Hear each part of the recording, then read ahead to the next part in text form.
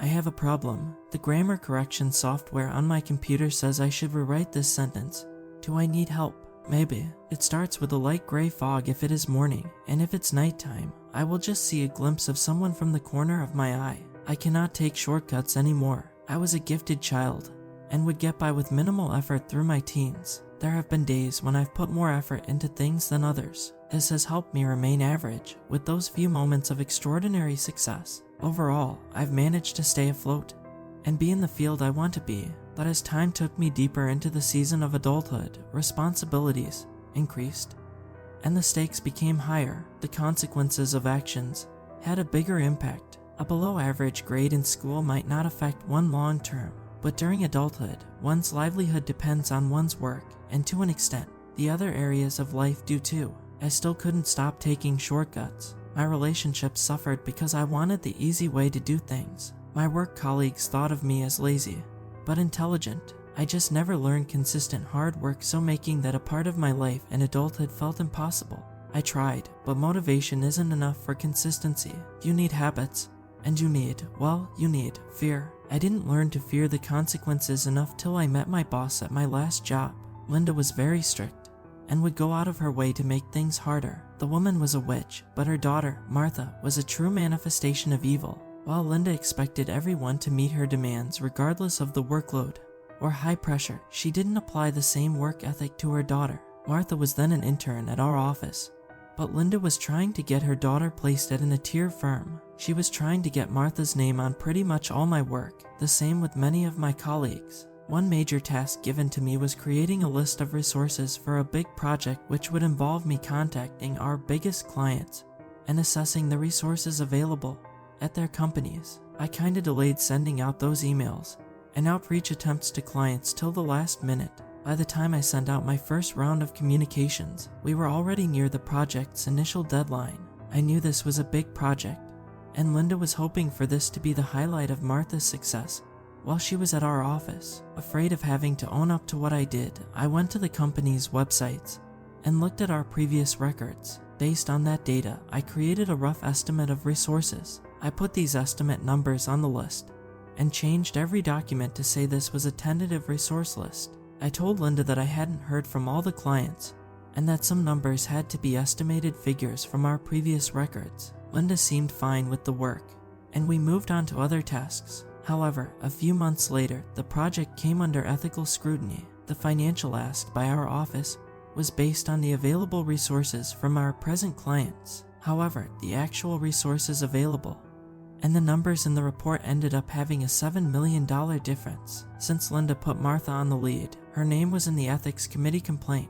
Linda immediately tried to put the blame on me and wanted Martha's name removed from the complaint investigation and process. I explained to the committee that my numbers were based on the estimates from previous records and the website's public information. More importantly, I had clearly communicated to Linda that these figures were mere estimates. Martha had taken over the responsibility of drafting the final report. She changed the language in the report and removed the word tentative from the document's language instead of asking me for final figures or getting them confirmed herself.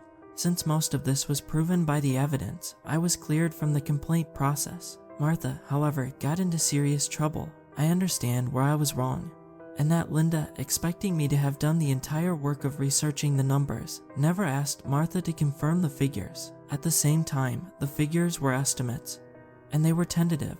Regardless, both Linda and Martha blamed me for the downfall of Martha's career, and it was clear no top-tier firms or any place would hire her after this disaster. Linda and Martha called me to Linda's private office during all of this. The conversation was long, but essentially Linda told me that I must admit to the investigative team that the job of confirming the numbers had been outsourced to me, and that it was my fault that the discrepancy in the final report happened.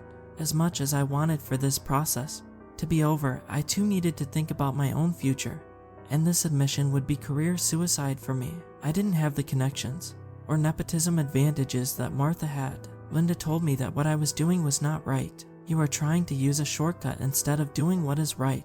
If you admit to the ethics team that you are responsible for the final report now. We will allow you to stay in the company. If you don't, I will make sure you can never take any shortcuts in your life ever again. I refused to admit what I was being asked to. I was fired shortly after. A few days after I was fired, I got a letter in the mail. It was from Martha and it had her office address. I opened the white ashy-looking envelope. A small yellowing tarnished piece of paper fell out of it. The envelope was otherwise empty. I picked the piece of paper up, and it had some strange words on it in a language I didn't understand. The letters or the alphabet were in English, only the words themselves felt like they belonged to a different language. It was a very short letter, I think. Must have been like one sentence, so 7-8 words max. I immediately felt dizzy after seeing the words. I tried to read the words in my head to figure out if the letters actually were incoherent, or if it was just me. As soon as I finished reading the sentence, I had the most intense wave of nausea hit me, and immediately after that I fainted. I don't know how long I was on the floor for, but when I woke up, it felt like an eternity had passed. The paper was no longer in the room. I had terrible nightmares for days after this, and just like that, I couldn't take shortcuts in life anymore. It starts with a light gray fog if it is morning, and if it's nighttime, I will just see a glimpse of someone from the corner of my eye. That's when I know that I need to stop, because from here it gets less controllable. I can hear time after this, not in the tick-tock from the clock kinda way. No, it's more of a, actually, I don't think I can describe it. It's like, well, if you think about a color you've never seen before and it's not in the color wheel, not cool or warm, nothing like we've seen before, how would you describe it? You can't. That's what time sounds like. I can't describe it because it's unlike any sound I have ever heard. I don't think my brain can process this sound, or my ears for that matter, because they always bleed after this. Sometimes it feels like something is crawling into them, and then I know they're here. It will come from an unexpected spot or opening, like the classic horror movie Hands, from under the bed, my reflection in the mirror reaching out, or the door opening even though I locked it. I know to expect it, but I never know what to expect. Every time I experience this, the future version becomes worse and scarier. After this, everything goes dark. In this pitch black darkness, what hairy strong arms and hands wrap themselves around my neck.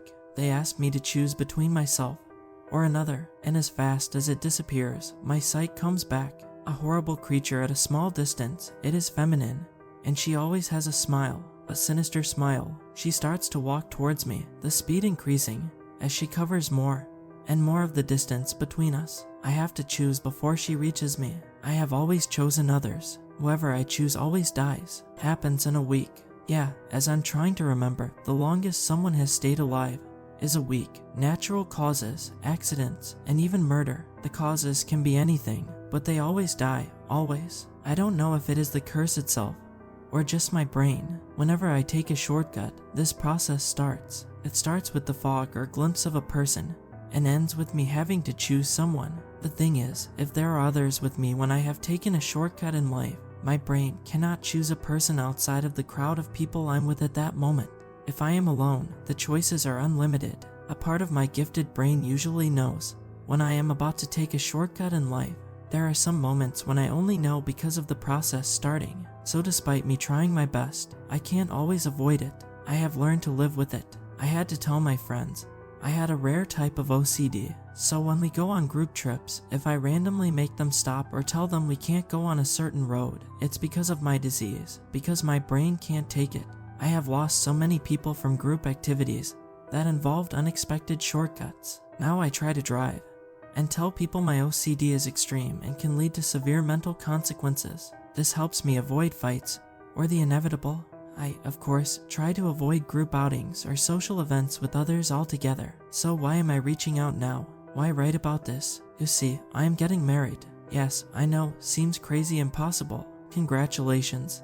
To me, despite my condition, I found the one. I have never met a more caring, loving, supportive, intelligent, and mature man. He complements my personality perfectly. If it was anyone else, anyone, I wouldn't be writing this. He doesn't deserve my curse, though. My fiance thinks I have some OCD-like mental challenges, and he understands that things need to be done a certain way for me. He respects that, but practically, I can't always control what we do together. I thought I could, but I'm fooling myself. For instance, yesterday, we were talking about wedding budgeting. He is insanely rich, and his family wants to take care of certain things for the wedding. The fog and sightings have let me know several times that the money his family is offering hasn't always been earned from fair means. They have used their political positions to earn money in corrupt ways. I can't accept that money. I can't take shortcuts. However, with my budget, things can't be as extravagant as his family likes. He understands my need to pay for things by ourselves. But that is just one tiny example. I know what you're thinking. I'm sure you have many questions. How many times has this happened already? Many times. Yes, I am responsible for the death of various people. Why would I do this to anyone? I don't want to, but I guess I'm selfish. I tell myself I have a shot at living a normal life.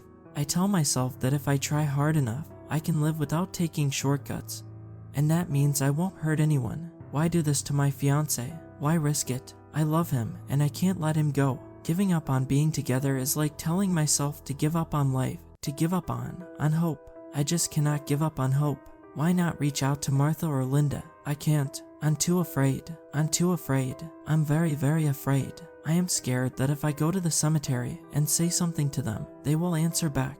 I told you Martha was the true manifestation of evil. Whatever she cursed me with, I think she anticipated I would try to come to her for a solution. A few days after I received the letter, I was given the news that Martha had hung herself in her office. Linda couldn't take the news of her daughter's death, so she followed suit soon after. They made sure I couldn't take shortcuts. As I am about to hit the submit button, I can see a glimpse of a person from the corner of my eye. If this is a shortcut, it gives me hope that whoever is reading this can help me find a solution.